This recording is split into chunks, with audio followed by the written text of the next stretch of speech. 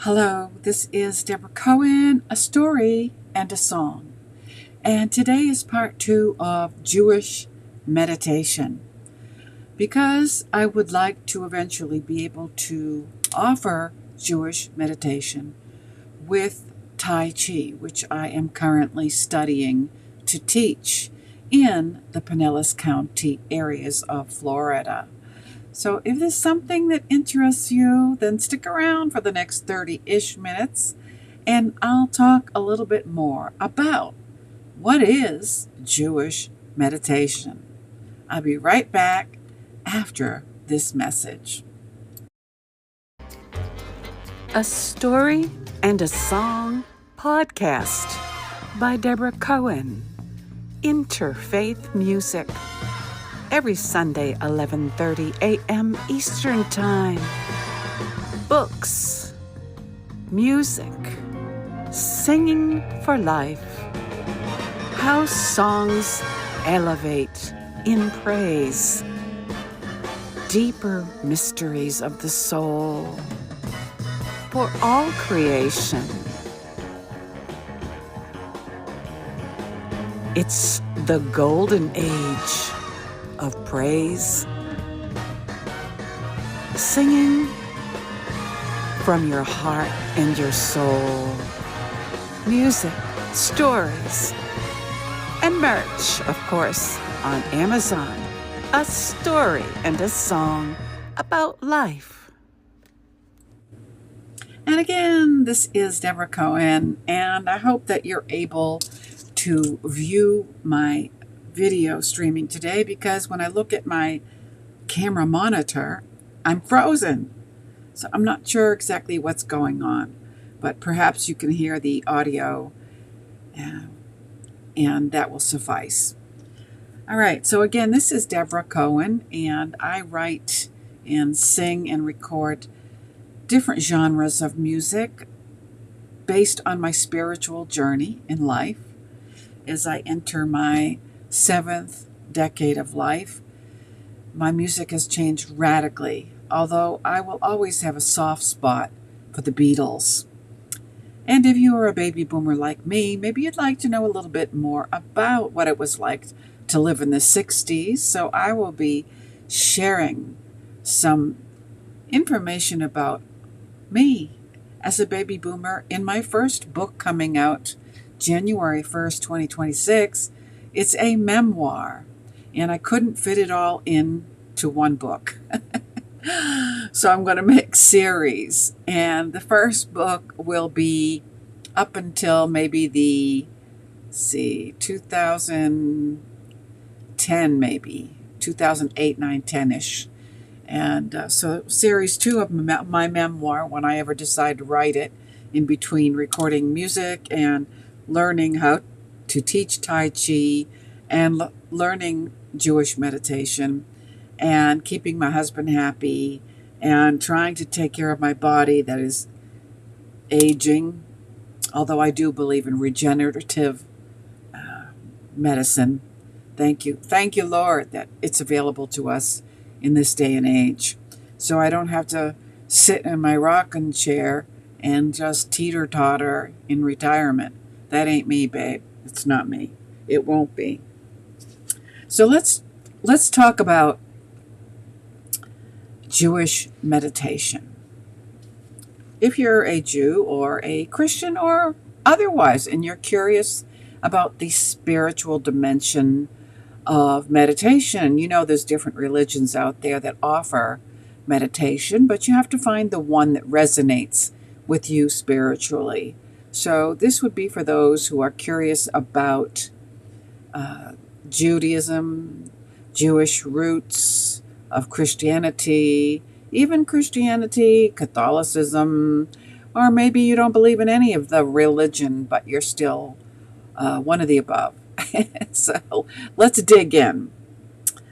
There are 4 major positions to be in while meditating in Jewish meditation, such as the Amida. So you see, if you're watching or able to watch this, you will see on my left, let's see, this is my right shoulder. I wish my camera was working right so I could see which shoulder I'm moving. I believe it's my right shoulder. Yes, that's the CD cover for my single Amida. Some people say Amida.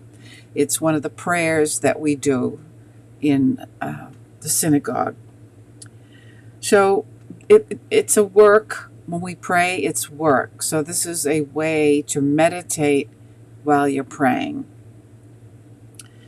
Or it can be sitting up with your back straight, meditating, or lying down horizontally and a fetal position with your head between your knees. Now, that sounds like quite a trick. I'm not sure if I could do that, but for those that are very limber, well, have at it, okay? The latter might seem strange, but we actually find multiple figures in the Tanakh and the Talmud who would go into this position. Imagine that, grown-ups. Okay, for example, Eliyahu in 1 Kings 18:42, apparently it describes him going into a fetal position. Kabbalistically, the knees correspond to the Sephirot of Netzach and Hod, which are the sources of prophecy. Thus, putting one's head between the knees is a helpful conduit for attaining a more prophetic-like state. It also puts a person into an infant-like position of innocence and purity. Keep in mind the famous Talmudic teaching that, in a fashion similar to prophecy, a fetus is taught the entire Torah while in the womb, in its fetal position, according to Nida 30b, if you had a mother that read the Torah. And unfortunately, for Christians who have been taught erroneously, I dare say, that Jesus came to fulfill the law, therefore we're no longer under it, meaning the Torah. But that's wrong teaching, because Torah is not translated as law, it's translated as teachings. And don't you know, for the Christians that are listening, that you have to admit, because Jesus Christ never left a book behind himself like the prophets did, and the prophets that were real always left books from the Torah. So it only makes sense that Jesus Christ would ascribe to the Torah. He taught the Torah. He was a Jewish rabbi who taught the Torah. So it behooves Christians to learn the Torah, even though you've been told that Jesus came and fulfilled all the laws and therefore we're no longer, he did it all for us. No, if you're following as a disciple of Jesus Christ, you don't let the rabbi or the person that you're following do all the work and you live like you want. That's not following. When you follow somebody, you ascribe to their teachings and do what they say. How about that? Okay, so I guess not all people can do all 613 commands, but you do as many as you can, and knowing that we are a soul that never stops evolving, so to speak, there's always something new that you can learn and take on till your very last breath on this earth. Okay, so going into a fetal position also puts a person into, I already read this part, into innocence and purity. Having said that, the most common position for meditation is, of course, sitting down in loose, comfortable clothing with back straight to facilitate proper breathing. And I am reading this book about breathing. It's called The Breathing Cure. And thank you, Dr. Michelle, for telling us about this breath work that we do when we meditate. Breathing is key for health and longevity. And that's something that I am learning and will be teaching in January 26th, God willing, let's see, good Lord willing and the creek don't rise. To be able to teach breath work while you're practicing, in my case, Tai Chi, because I'm getting certified to teach Tai Chi. Why? I used to teach yoga. Notice I said past tense. But my knees are giving me a fit, so I had to kind of make lemonade out of lemons, right? Life serves you a lemon. What do? Complain and bring everybody else down with your problems? Or do you just take a hold of that lemon and make lemonade? That's what I'm doing. Taking a lemon, the pain in my knees, and turning it into lemonade, Tai Chi, because I can still practice Tai Chi. Even though there's a lot of squats in Tai Chi, I can do it without bending my knees per se, with the intention of getting better because I'm receiving chiropractic and acupuncture, which is helping me, believe it or not. It's very cool. Restorative medicine. All right, so where were we? Breathing is absolutely central to meditation, and deep rhythmic breaths are vital for success. Note that the Hebrew word for soul, neshama, say that after me. Neshama. I'll put it together. Neshama. Neshama is nearly the same as the Hebrew word for breath, neshima. Neshima, breath. Neshama, soul. Proper breath is required for tuning into the soul.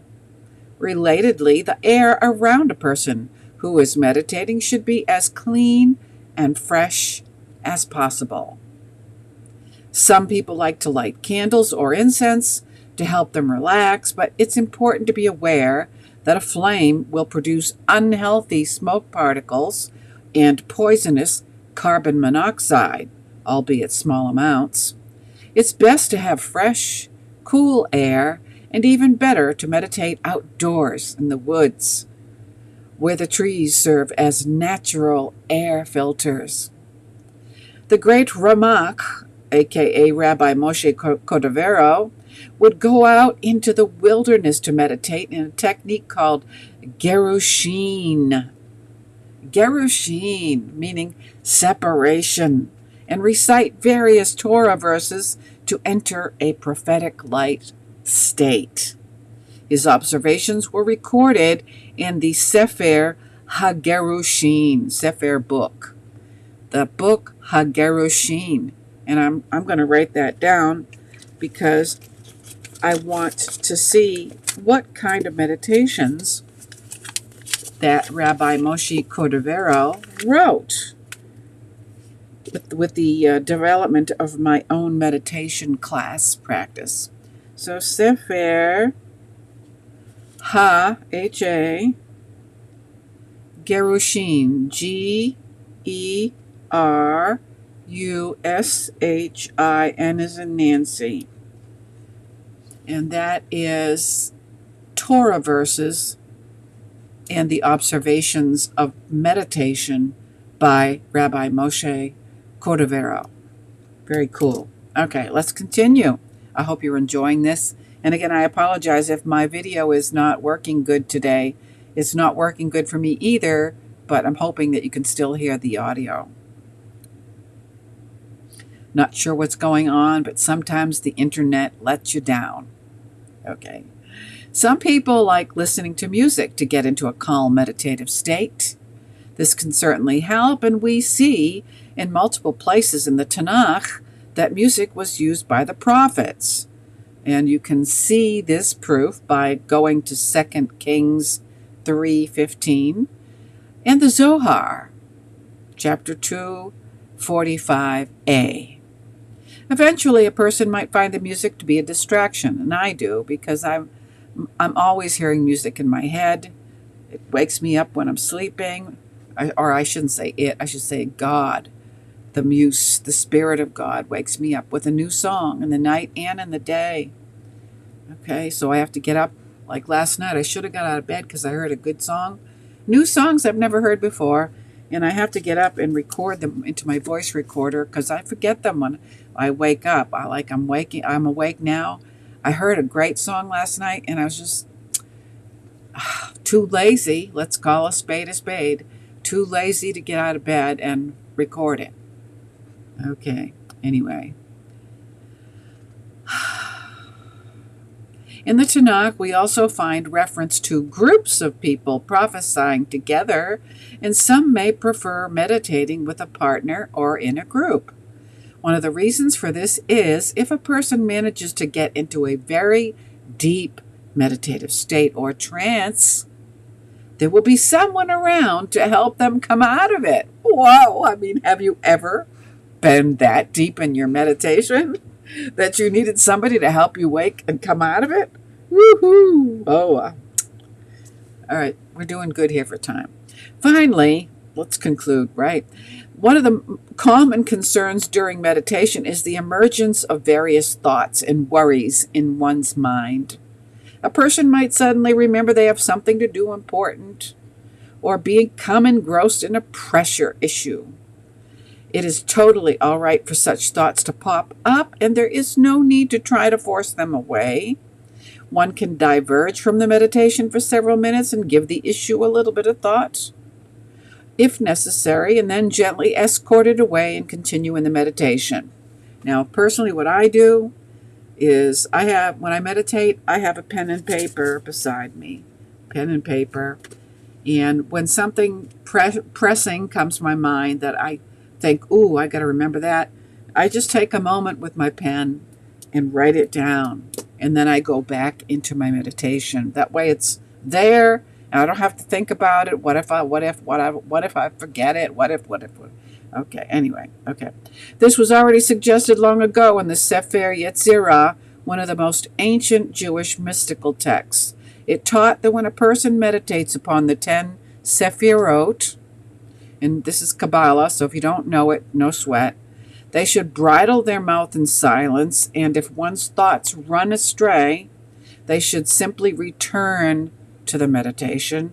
And this is the meaning of Ezekiel chapter 1, verse 14, who, in his prophetic vision, said, Retzo va'ashov, run and return. So let's conclude with a number of classic Jewish meditations, listing in order of duration from 1 minute to over an hour. These will allow every individual to take up this important and highly beneficial practice, even if they have only a minute a day to spare, and whether they are exploring meditation for the first time or are experienced mystics. That's my goal, to be an experienced mystic. Before beginning any of the following, it is vital to get into a relaxed and calm state of mind in one of comfortable positions described above. It is best to be in a state of joy without sadness, for our sages taught that the Shekhinah, the Ruach, Christians were talking about the Holy Spirit, will not rest upon a person who is in a state of sadness. You can find that writing in the Shabbat 30b. It is also valuable to begin with a set of 18 deep rhythmic breaths to get into the right mood, 18 being chai and representing the breath of life. So next week I'm going to talk about the different meditation techniques for a minute up to 1 hour, but I thought I would close today by doing a breathing practice from this book that Dr. Michelle is having us read. It's called The Breathing Cure by Patrick McKeown. I'm not sure if I said that right. McKeown. It looks like McKeown. McCone. Okay, so I'm looking. This particular breath, I learned there's different ways to do breath, actually. And I'm going to do with you today the James Nestor's piano breathing, but I don't play piano, so you'll have to imagine it. No music. It reduces body stress, increases clarity and focus before you actually start meditation. So it's from the concept 4, 7, 8. And those numbers are seconds. So 4 is when you inhale for, but he changed it to 4-8-8 because it works better musically in rhythm. Okay, so we're going to do 4-8-8. And you can go back to this, write it down, 4-8-8. 4 means 4 seconds to inhale, 8 seconds to hold your breath, and then 8 seconds to exhale. And if this is new to you and you can't hold your or exhale without blasting it all in one big snort, then close your teeth together to make the sound of an S, like in Sam. That will slow down the exhalation so it's more controlled. You're trying to control your diaphragm, and this will work better as you continue to practice. So let's try that. Sit down with your back straight, roll your shoulders. Find a comfortable place where you're not hopefully distracted. Some people have to go into their car to be actually in a quiet place. And I'm rolling my shoulders back first, just because. Lifting my shoulders, shrug, shrug, drop, shrug, drop. Posture is important. Gentle shoulder punches. Okay, now you can put your hands together, or you can put one hand over the other, or up on your chest here. We're going to do 4-8-8. So breathing in, 1, 2, 3, 4. Hold, 2, 3, 4, 5, 6, 7, 8. Exhale, 2, 3, 4, 5, 6, 7, 8. Breathe in, 2, 3, 4. Hold, 2, 3, 4, 5, 6, 7, 8. Exhale, 2, 3, 4, 5, 6, 7. I'm going to do this with you now. 1.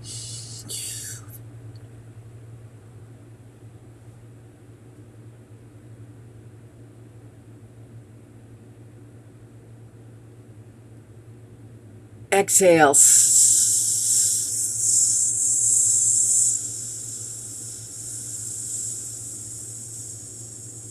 Breathe in. Hold.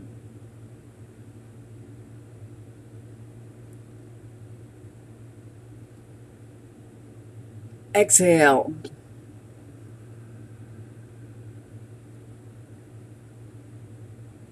One more time. Breathe in. Hold.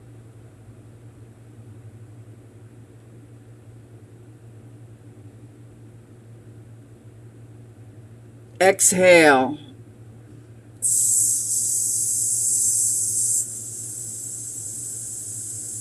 One more time, I think. Breathe in. Hold.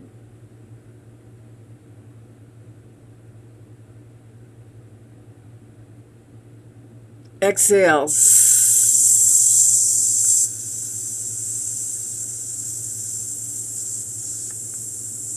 Breathe normally.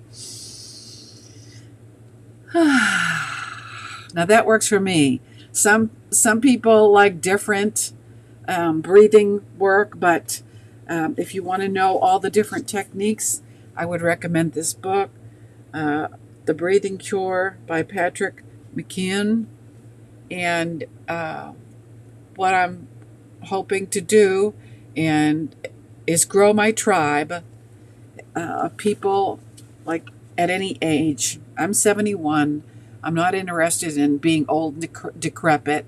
I want to do what I can to be limber as I get older, so that some people call it aging in place, so that I don't have to depend on a nurse to do things that I used to be able to do myself. So if that's you and you want to find a way to keep moving, This is a key part of being independent in your golden years and feeling better through the power of the breath, meditation with the Torah, and practicing movement meditation with Tai Chi. Blending that all together, when I've got it together, because I'm learning all this myself, then I will be offering group classes in the Clearwater, Florida area. So if you're interested in this, or you want to be on my mailing list to keep up with what I'm doing so that you know when the classes are, let's see now, I don't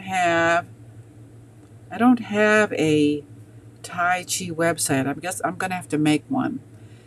But right now, the website that I do have, because I have several businesses, is Debra Cohen, DebraCohenBooks.org, DebraCohen books.org. And as a matter of fact, if you're curious about my memoir, if you sign up for the mailing list, you can download the first chapter of the book before it comes out January 1st, 2026. So anyway, thank you for listening. Again, I apologize if my video is freezing. I don't know what's going on today. It happens once in a blue moon, and today is it. So thank you again, and please subscribe to my YouTube channel at Jewish Rock Music. And remember to smile, and the whole world will smile with you. And if they don't, smile anyway. Okay, let's find a good exit. Okay, here's the last book that I finished, if you're interested in the history of Gaza.